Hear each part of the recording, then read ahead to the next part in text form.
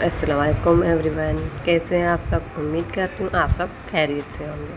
Welcome back to my YouTube channel. मैं हूँ साहिबा, आप देख रहे हैं मेरा YouTube channel Sahiba food story.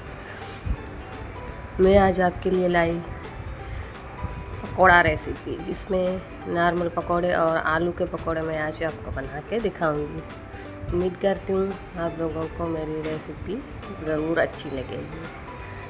तो चलिए हम स्टार्ट करते हैं।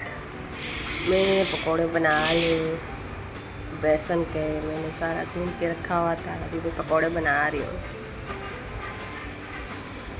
उम्मीद करती हूँ आप लोगों को मेरी पकौड़े ज़रूर पसंद आएंगे और आप लोग भी एक बार ज़रूर ट्राई कीजिएगा और मुझे कमेंट करके बताइएगा कि मेरे पकौड़े आपको कैसे लगे।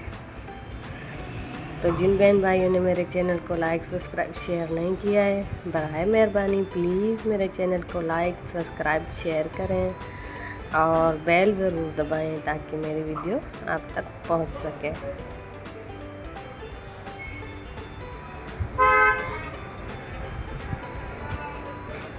सादी रेसिपी है, बस पकौड़े मैंने बनाए हैं। अगर वीडियो अच्छी लगे तो शेयर ज़रूर कीजिएगा और कमेंट करके मुझे ज़रूर बताइएगा कि मेरी रेसिपी आपको कैसी लगी।